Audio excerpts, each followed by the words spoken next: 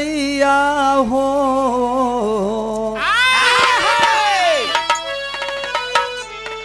ए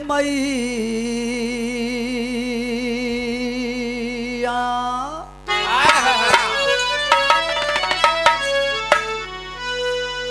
शारदा भवानी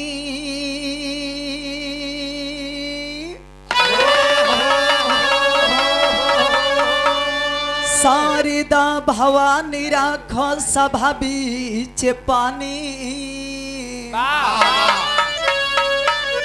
हाथ जोरी परतानी पैया हे मैया दुखिया में दीन होई बुधिया के ही न होई पूरा नहीं कोई नहीं पढ़ैया ये मैया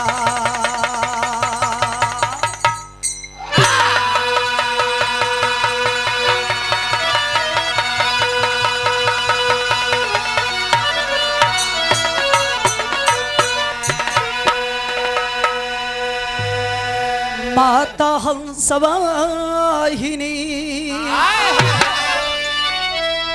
माता हंसवाहिनी तू हंस से उड़ानी भरी कविता कला की कल पिंगल पढ़ाती जा बीड़ा वरिवादिनी बीड़ा या बगबाड़ी भी मंत्र तार पूरियों की तार झनकाती जा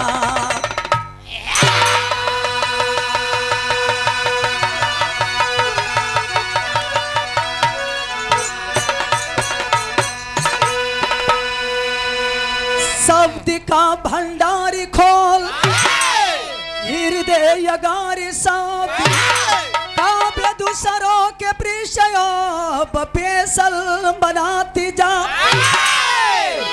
अरे गाती जा गवाती हर चरित्र को सुझाती अम्बे आंसू स्रोती स्रोती से उमंग मगाती जाए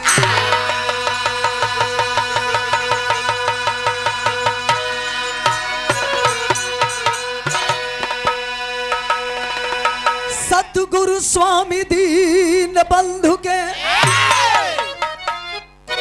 अब सदा झुकई बेमाथी दुखिया ऊपर दया कर जय जय दीनानाथ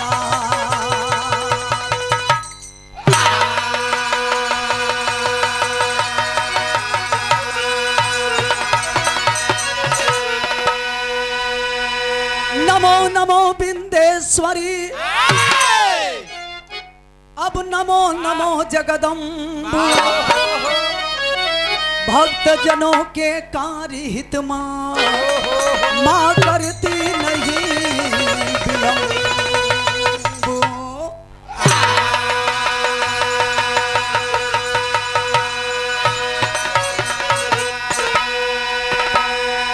सागर संसारी में अरे भाई नाव पड़ी मजेदारी जीवन रूपी नैया के सतगुरु आप ही खेवनहार बाह पकड़ मुझे उबार लीजिए हे सतगुरु स्वामी जी सरकार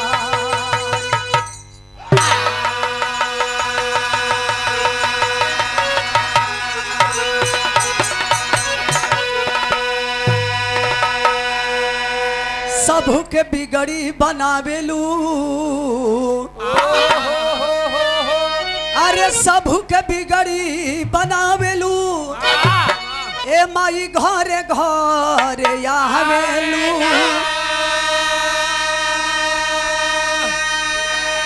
केहू का गाई जग जननी के गवावेलू।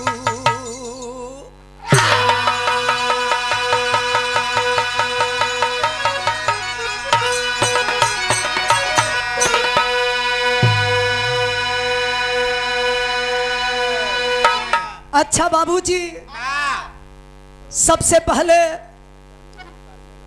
कर्णदानी के विशाल मेला और विराट बिरहा का दंगल और दिन में कुश्ती का भी आयोजन हुआ था। सबसे पहले इस पावन धरती को हम गायिका मीरा मूर्ति नमन करते हुए इस मेला में हम दोनों कलाकार उपस्थित हुए हैं। इस महफिल में आज हल्ला ना हो के भैया, आज के व्यवस्थापक महोदय जिनके माध्यम से हम आपके बीच में उपस्थित हुए हैं, आपको और आप आदरणीय अध्यक्ष महोदय डॉक्टर दिनेश सिंह जी और उपाध्यक्ष महोदय आप माननीय श्री विनोद यादव जी, अरे मनोज यादव जी, और कोषाध्यक्ष महोदय आप आदरणीय श्री रविंदर यादव जी और पूरे कमेटी के लोगों को, और साथ ही इस महफिल में पधारे हुए सभी पिता तुल बुजुर्गों को, नौजवान भाइयों को, प्यारे बच्चों को, और दूर दूर से चल करके आई हुई, चाहे अगल बगल में बैठ करके बिरहा के आनंद ले रही देश की लक्ष्मी कही जाने वाली हमारी माताएं और बहनें भी बैठी होंगी। आपको भी हम गायिका मीरा मूर्ति रंगमंच की ओर से, पूरी टीम की ओर से, डुमराव बक्सर बिहार की धरती की ओर से आप सबके चरणों में एक ही स्वर में हम अपनी टीम की ओर से हार्दिक अभिनंदन वंदन स्वागत करती हूँ। यह धरती महान धरती है, यह धरती कलाकारों की धरती है, यह धरती विद्वानों की धरती है। और मंच संचालक महोदय के द्वारा जो संचालित किया गया कि एक शील्ड रखा गया है हम दोनों कलाकारों के लिए, हम संचालक महोदय से निवेदन करेंगे, शील्ड मिलना ना मिलना तो ये तो अलग की बात है, लेकिन हम गायक कलाकार कभी अपने गायकी से समझौता नहीं करते हैं। आइए सबसे पहले उस देवी को याद किया जाए जिनके द्वारा ही हर इंसान ज्ञान को प्राप्त करते हैं। बगल वाले मंच पर बैठे हुए हमारे साथी कलाकार, बहुत दिनों की बाद मुलाकात हुई है। आदरणीय श्री त्रिभुवन नाथ यादव जी और आपके पूरे टीम के लोगों को हम रंगमंच की ओर से तहे तहे दिल से, दिल से, हृदय की गहराइयों से, अतः मन से आपका मन की तरंग मार लो बस हो गया भजन, आप दत्तपुरी सुधार लो बस हो गया भजन। इलाहाबाद के पावन धरती पर बुलाई के मीरा मूर्ति के आप लोग सम्मान बढ़ावे के काम कैले बने। पूरे टीम के लोगन के हमरे ओर से प्रणाम बा, और पुष्प के माध्यम से आप साहब के हमरे ओर से प्रणाम। आइए बहुत कम समय में उस देवी को हम याद करते हैं। माता रानी की भवानी की रथ खड़ी है, विंध्याचली भवानी से, तारा चंडी मैया से, दुबौली के महाकाली से एक बेटी की फरियाद है। कोनो वंदना के लय बना ला बहादुर।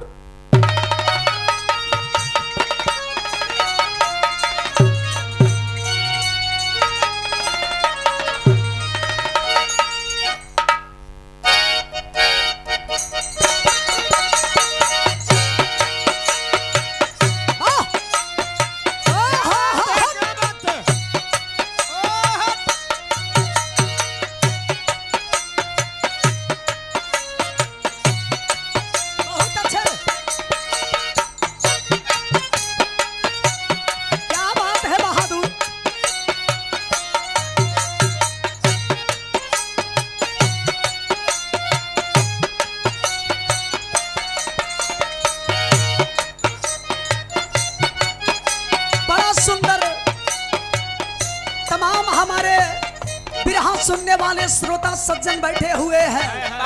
बड़ा सुंदर वंदना के गीत हमारे मास्टर साहब बजा देनी, लेकिन समय के बड़ा कीमत हो। हमारे संचालक महोदय के आदेश बा मात्र 30 से 35 मिनट। तो वंदना के कड़ी में एक बेटी की फरियाद है, धुन से बढ़िया विरह का भाव। वंदना के भाव में इशारा है क्या?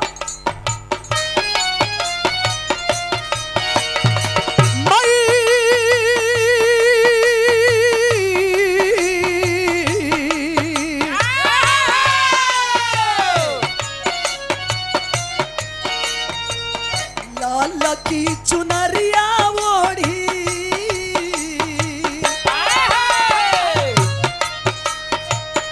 लाल की चुनरिया ओढ़ी, छोड़िया अपन मैहर के अटरिया।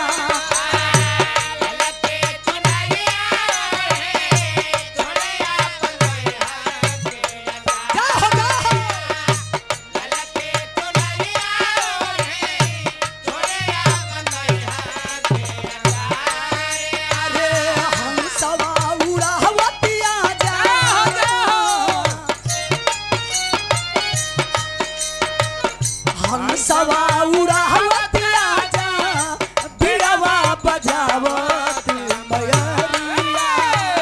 हम सवा उड़ावत आजा, बिड़वा बजावत मयरिया। हम सवा उड़ावत आजा, बिड़वा बजावत मयरिया। हमरा मैया नजरी फेरी दो,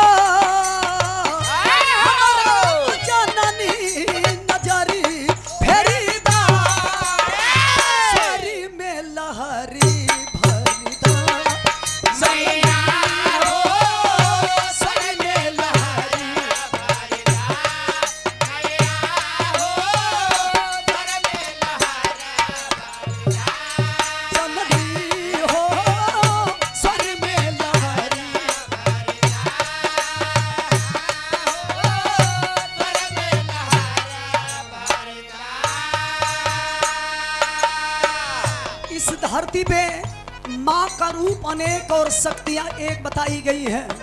कभी दुर्गा रूप, कभी काली रूप, कभी तारा चंडी के रूप, कभी विंध्याचली के रूप। तो वही माँ कभी इस धरती पे कलकत्ता के काली के नाम से जानी गई है। सबके ये धरती पर उबारे के काम कैले बड़ू। कहे आदमी की अमृत के धार कोई कतनो पियाई है, भैया बोला माई बिना। कैसे करे जबा जुड़ाई है, भैया बोला माई बिना। भूत के भूत हो जाई हन, लेकिन माता को माता ना होली। वंदना के अंतरा के लाइन में इशारा है क्या? सादर एक है क्या? अरे आसरा के गाजरा, आसरा के गाजरा भी रोवला सनहिया।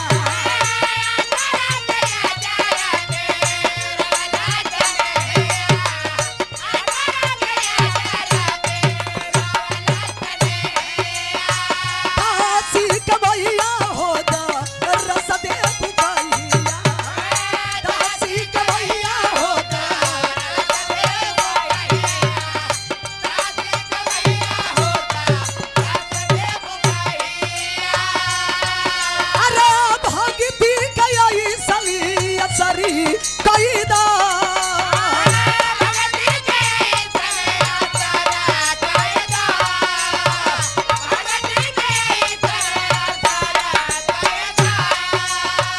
भगती कई सली असरी कैदा। स्वर में लहरी भरिया, स्वर में लहरी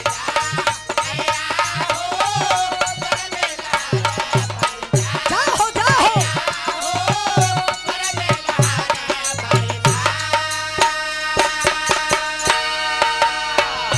बिना माई के ए धरती पर भक्तन के तारन तार होखे वाला नहीं खे।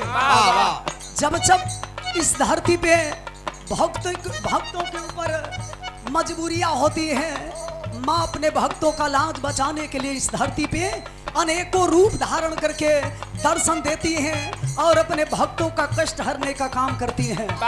वंदना की दूसरी कड़ी में बता रही है क्या? बाजुदार से निपवले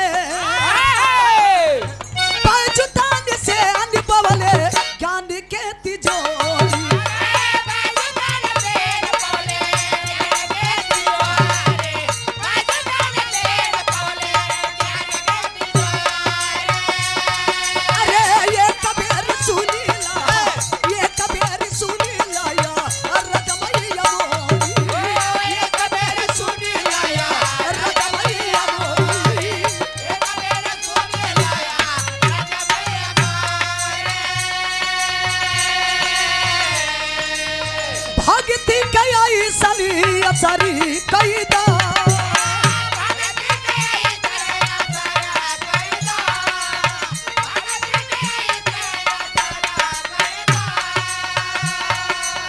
गीतिया गवाई के निडरी कैदा स्वरी में लहरी भरदा जननी हो स्वरी में लहरी भरदा मैया हो स्वरी में लहरी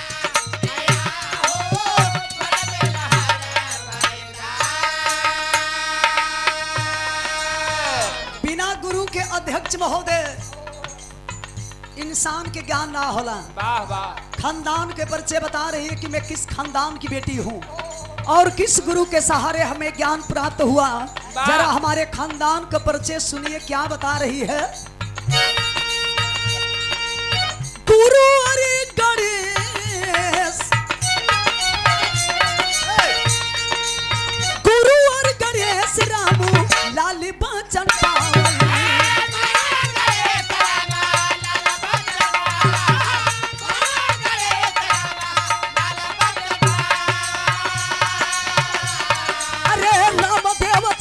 जहरी खेलावल रामदेव चंद्रिका पू जहरी खेलावल रामदेव चंद्रिका पू जहरी खेलावल मेरा राम कवि गुरु परी कैदा मेरा राम कवि गुरु परी कैदा मेरा राम कवि गुरु परी कैदा मेरा राम कवि गुरु परी अरे स्वरी में लहरी भरदा जननी हो स्वरी में लहरी भरदा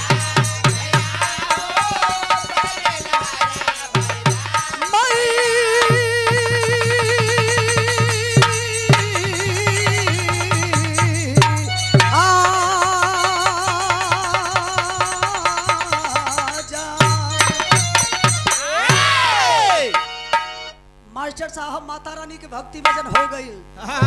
समय और समाज के अनुसार